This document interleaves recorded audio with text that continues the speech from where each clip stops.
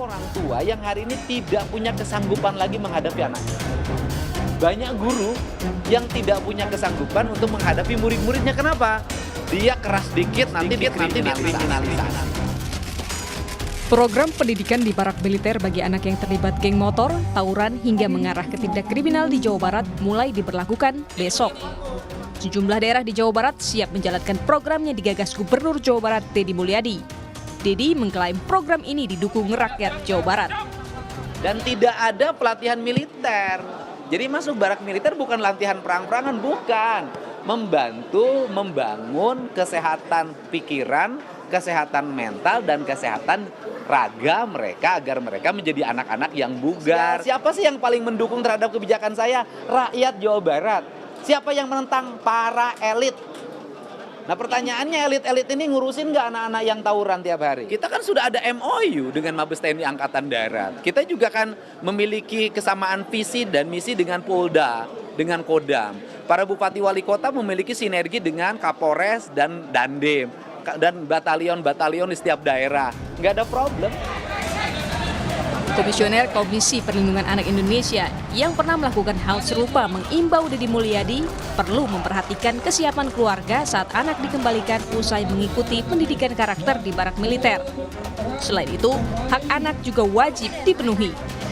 Ini harus dilihat lebih utuh ya problemnya, dan termasuk juga tadi keluarga harus disiapkan juga gitu ya.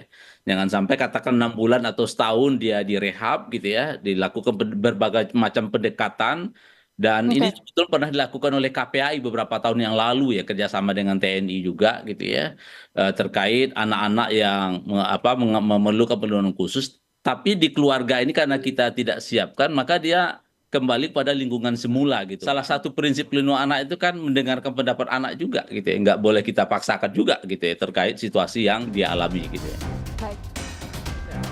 Hal itu senada dengan kritik Wakil Ketua Komisi 10 DPR, lalu Hadrian Irvani.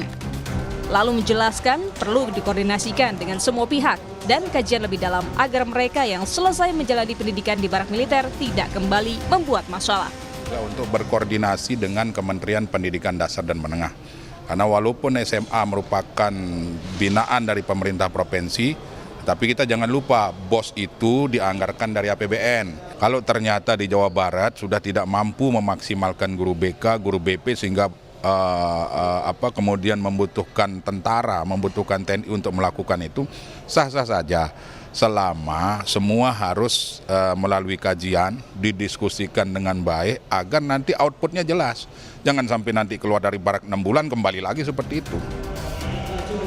Program pendidikan di barak militer akan dimulai besok 2 Mei 2025. Selain di Bandung, Purwakarta dan Cianjur menyatakan siap melaksanakan program ini. Tim Liputan, Kompas TV. Saudara, PMK Purwakarta mulai pendidikan di barak militer gelombang pertama hari ini. Selengkapnya kita akan bahas bersama Bupati Purwakarta, sudah ada Pak Saipul Bahri bin Zain, serta Ibu Mai Esti Wijayanti, anggota Komisi 10 DPR RI dari fraksi PD Perjuangan. Dan terima kasih sudah bergabung bersama kami Pak Bupati dan juga Bu Esti. Kalau saya bertanya dulu kepada Pak Bupati, ini hari ini sudah dimulai, setidaknya ada 39 anak yang bergabung. Anda sudah tadi menyebutkan kriterianya. Lalu bagaimana respon dari anak-anak ini di hari pertama? Ya, hari pertama responnya mereka mengikuti apa yang sudah ditentukan. Tes kesehatan, terus sama-sama diantar oleh orang tuanya ke barak militer Resimen Armed 1 Setirayuda. Dan mereka sekarang ini udah mulai menjalani aktivitas pembinaan, salat, baris, olahraga, setelah tadi tes kesehatan. Ini dari 39 anak yang bergabung ini kriterianya masuk yang mana saja nih? Apakah tawuran, minuman keras, narkoba seperti yang Anda sebutkan sebelumnya? Jadi begini, jadi di saat nih para guru, orang tua, dan kami semua yang ada di Purwakarta mengalami keresahan terhadap perilaku anak-anak kita ya, yang ya diantaranya ada yang tawuran, ada yang sering bolos sekolah, kan gitu, ada yang terus dia nongkrong lama datang ke sekolah tapi bilangnya ke sekolah tapi ternyata nongkrong. Ya. Nah, ini kan para orang tua, terus para guru, mereka mengalami keresahan harus pakai cara apa lagi.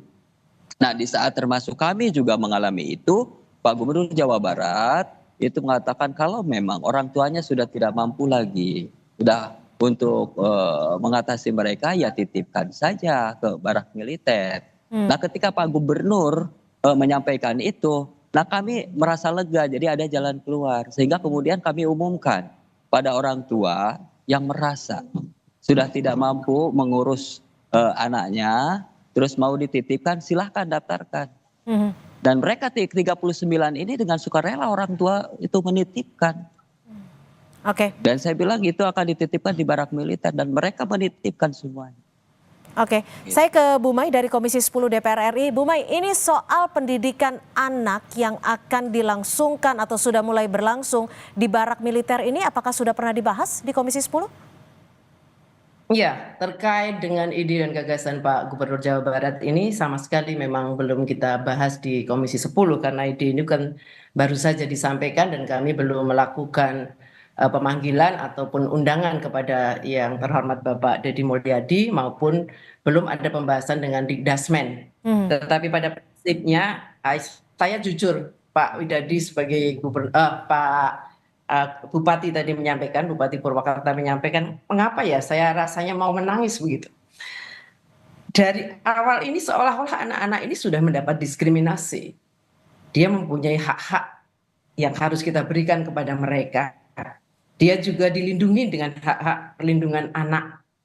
Sehingga ide ini saya sangat berharap sebenarnya tunda dulu. Lakukan pengkajian secara mendalam. Baru kemudian dieksekusi kalau memang secara kajian itu memungkinkan dan tidak akan berpengaruh besar ke depan. Jadi mengapa saya mengatakan saya hampir menangis? Saya sering berhubungan, berkomunikasi dengan anak-anak yang mempunyai kebutuhan khusus di dalam hal ini karena masalah sosial. Lalu mereka juga ditangkap di kantor dibawa ke kantor polisi karena dia punya kegiatan klitih atau tawuran kalau di Jogja. Ataupun mereka-mereka yang dikategorikan anak-anak nakal. Ketika kami berjumpa, kami bisa memahami, oh anak ini datang dari keluarga secara ekonominya sebenarnya mampu. Tetapi orang tuanya ternyata tidak memberikan waktu yang cukup. Oh anak ini keluarga dari yang single parent. Ternyata dia melakukan kelakuan seperti ini karena perhatian terhadap anak tersebut kurang. Oh ternyata yang ini terhadap lingkungannya atau lingkungannya mendukung untuk dia berbuat sedemikian karena tidak terkontrol oleh orang tua maupun guru. Iya, jadi artinya hal-hal seperti ini mestinya jangan terburu-buru. Ini soal anak. Kalau kita bicara soal anak, ini bicara soal masa depan bangsa ini. Ini dari satu kabupaten saja tadi sudah dikatakan 39 anak. Apakah mereka nanti tidak akan mendapat cap ketika keluar dari situ? Gitu. Jadi saya merasa bahwa saya nggak tega ketika kemudian harus mengatakan ini harus begini-begini dengan pendidikan secara militer, kami tangkap. barak militer begitu. Pak Saiful, bagaimana Anda merespon dari kekhawatiran Ibu Mai dan juga kekhawatiran bahwa program ini sejatinya dikaji dulu, ditunda dulu? Ini kan bukan pendidikan militer. Tapi kita titipkan di barak militer. Nah kenapa kita titipkan di barak militer? Karena masyarakat percaya, orang tuanya dipercaya. Ketika mereka sudah tidak mampu lagi mengatasi. Coba ibu bayangkan, bayangkan kalau jadi saya di Bupati Purwakarta, tiap hari anak-anak ditawuran, saling bacok. Bahkan ada yang kakeknya sendiri, yang dia urus nih anaknya karena orang tuanya tidak ada, dari bayi merah dia pergi malam pulang pagi, ketika ditegur langsung dibabat habis itu kakeknya. Ibu akan melakukan apa ketika ini terjadi? Ketika para orang tua ini dia sudah merasa tidak mampu lagi ketika dia menegur kemudian anaknya melawan. Satu-satunya jalan mencari lembaga yang terpercaya menurut orang tua siswa itu, ini akan bisa mengatasi. Walaupun untuk dan mereka menyerahkan dengan sukarela. Itu mereka. Gitu. Dan mereka menitipkan. Dan kami anggap ini untuk solusi. Persoalan ke depannya itu nanti mau dibahas seperti apa. Paling tidak saat ini pemerintah kabupaten mendapatkan solusi. Merasa lega Oke, bahwa besok tidak akan Bu- ada lagi tawuran. Besok tidak ada lagi saling bacok. Minimal mereka tingkat kedisiplinnya itu meningkat. Oke, Kan Bu bukan Esti. di tempatnya aja yang berbeda. Dia tetap sekolah, gurunya datang. Kan gitu. Gurunya datang nanti itu ke sini. Hmm. Ke Barak Resimen. Oke, Jadi bagaimana Bu sekolahnya Esti? Kami tangkap Dan Pak kita Bupati. tidak sebutkan sebagai anak nakal di situ, Ya. tapi itu perlu perhatian khusus. Dan mereka senang, orang tuanya Oke, senang loh. kami tangkap nitipin Pak Bupati. Bu Iya. Esti, bagaimana? Ini adalah dinilai sebagai salah satu solusi yang bisa dikatakan paling cepat, apalagi juga sudah disetujui oleh orang tua anak-anak ini. Ya, sekarang ini punten, Silakan, Bu maaf ya, Esti. kalau ibu tadi sedih nangis, orang tua siswa ini sudah duluan nangis, Bu, dari pagi. Pak Dari Bupati, kemarin sudah Pak Bupati, duluan. izin. Iya, Ibu. Ya, ini Monggo. juga dulu seorang guru sebelum menjadi anggota DPRD ataupun DPR Ya. RI sekarang. Saya sering berhadapan dengan persoalan seperti itu. Ya. Kemudian sekarang saya pun ketika menjadi anggota DPR RI, Bapak Ibu boleh cek. Saya juga cukup dekat dengan orang-orang atau kawan-kawan anak-anak yang mungkin dianggap nakal. Saya beberapa kali ke kantor polisi, beberapa kali harus menyapa mereka.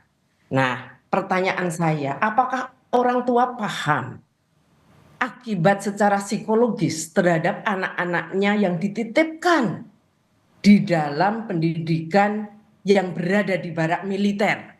Ya. Apapun. Tadi Bapak sampaikan ketika terjadi pembacokan pasti bukan di situ tempatnya. Kalau bicara pembacokan itu sudah ada undang-undang tersendiri. Membunuh, kemudian menyakiti, terluka, itu kan sudah ada undang-undang hukum yang bisa dilakukan, bukan di tempat itu. Artinya di tempat itu mungkin berkelahi yang tidak sampai kemudian membuat sakit, tidak sampai menghilangkan nyawa. Kemudian mungkin suka nongkrong tengah malam tidak belajar, atau mungkin juga melakukan pembulian terhadap teman-temannya. Sebentar, begitu. saya tahan dulu, Ibu Esti. Dari Kabupaten sendiri singkat saja, apakah juga sudah berkolaborasi dengan psikolog anak dan apakah orang tua ini sudah paham betul nanti program-programnya akan seperti apa dan Kita goals datengin atau psikiater, evaluasinya Bu. akan seperti apa, goalsnya, tujuannya, Iya. hasil Iya. yang diharapkan. Kita datengin psikolog. Kita datengin. Mereka satu-satu di itu Ya. di wawancara, terus satu-satu mereka ditanya kan gitu. Ya. Nah, dan kenapa kami bahwa Baik. saat ini melaksanakan itu karena ini adalah menjadi solusi untuk saat Oke. ini. Nah, persoalan nanti kemudian setelah 2 minggu misalnya orang Ya. tua ini misalnya hasilnya seperti Oke. apa, itu nanti Bu kita kaji Baik. lagi. Yang pasti adalah orang tua Baik. sekarang serahkan ke kami dengan sukarela, Baik. senang hati, Baik. dan mereka mempercayakan pada Ya. kami, dan Ibu nanti lihat setelah 2 Oke, minggu. baik, nanti. kami tangkap Ya, Pak ya, Bupati ya. Purwakarta, Ya. Pak Saipul Bahri Binzain dan juga Ibu Mai Esti Wijayanti, anggota Komisi 10 DPR RI sudah bergabung di Kompas Petang. Selamat sore.